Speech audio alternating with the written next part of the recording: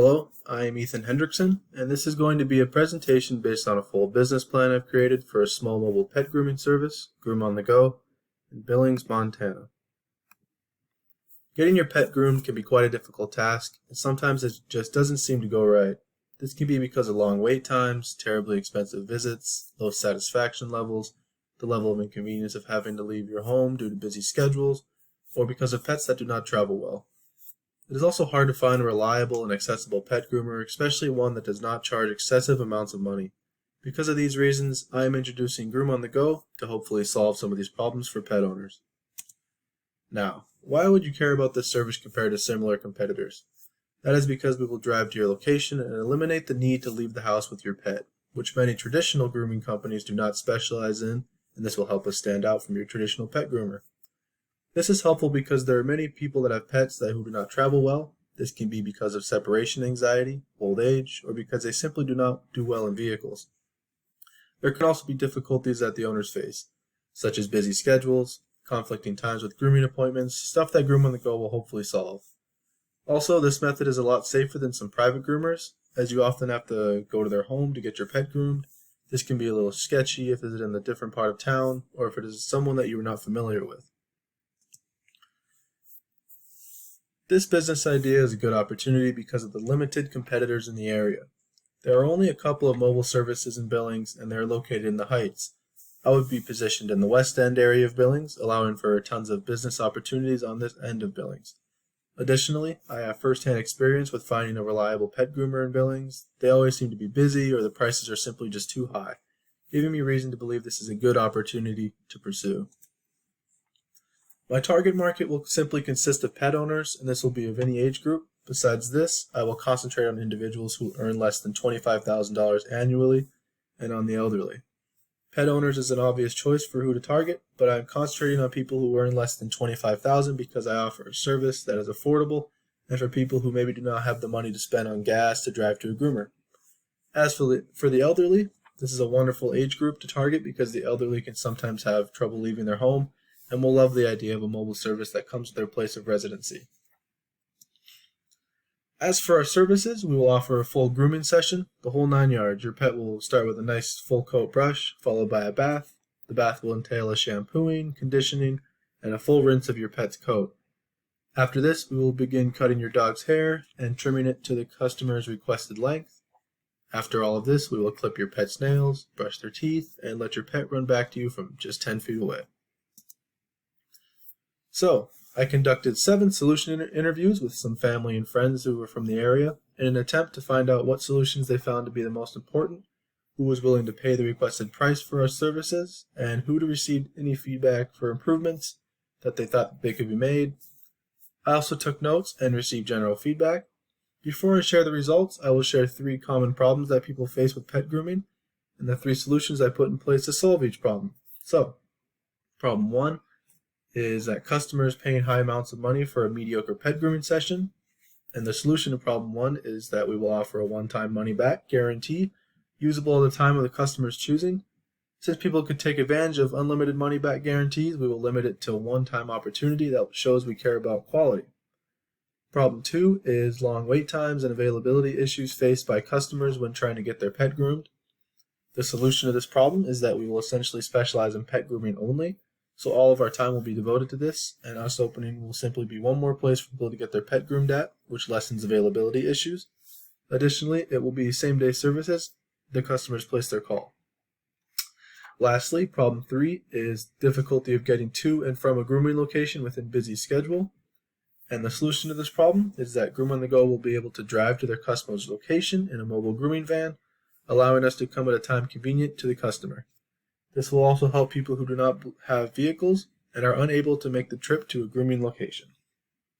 Of these solutions, the most important solution as voted on by my interviewees was solution 3. As you can see from the graphs, that is the graph on the far right, with 71% choosing this as the most important and 0% choosing it as the least important.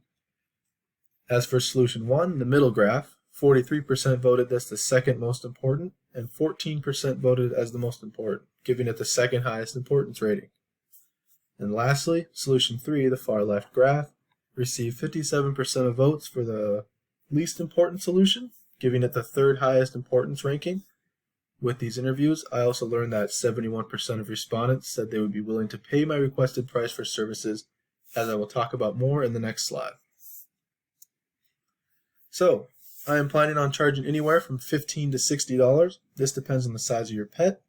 According to angieslist.com and homeguide.com and other references, the average price spent on pet grooming in the United States is anywhere from $25 to $75. And again, this depends on the pet size. I lowered my range because I am a new company and will not have all the fancy tools and equipment that other professional groomers may have.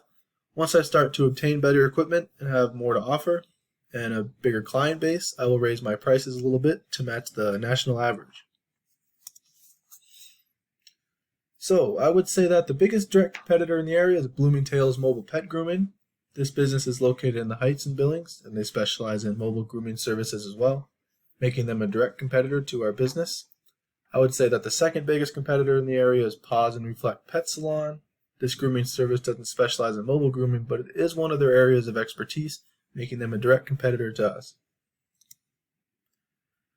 There are probably half a dozen or more traditional pet grooming businesses and other businesses that specialize in pet care in Billings, Montana as well, but these are not direct competitors as they do not offer mobile services. These are referred to as alternatives, and these alternatives would require traveling to the place of grooming. Other alternatives include private groomers, such as the ones found through Facebook. It can be hard to trust these groomers sometimes because there are not a lot of official reviews and pictures. You never know what you might end up getting with your pet. Another alternative is doing it yourself, but I can tell you from first-hand experience that this is quite a difficult task to master. It is time-consuming. You have to buy your own grooming equipment, not to mention it makes quite a mess, so you need to have a proper area to groom your pet.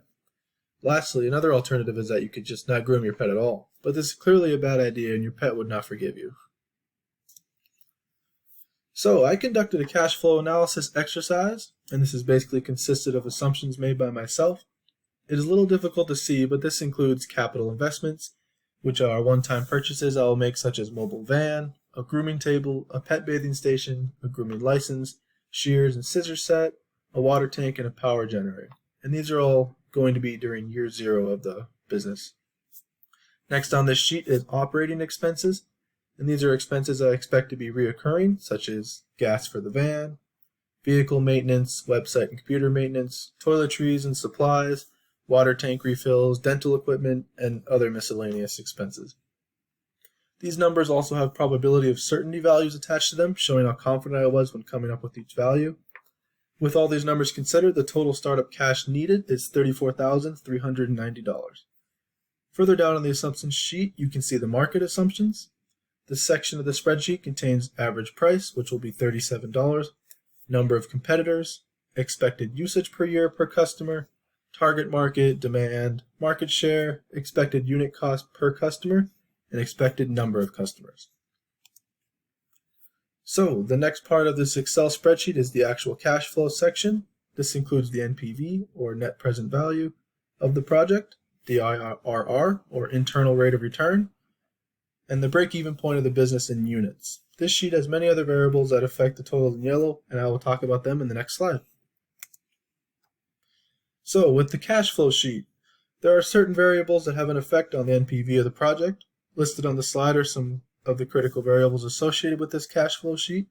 First and foremost, the NPV is found by taking the cash flow estimates from a 5-year time frame, then multiplied by the real cost of capital percentage, and lastly, the year 0 cash flow estimate is added to this number, and your NPV is computed. So the cash flow amounts for this formula are found by taking the project sales, estimated revenues, expected variable costs, and expected fixed costs for each year to give you that year's estimated cash flow.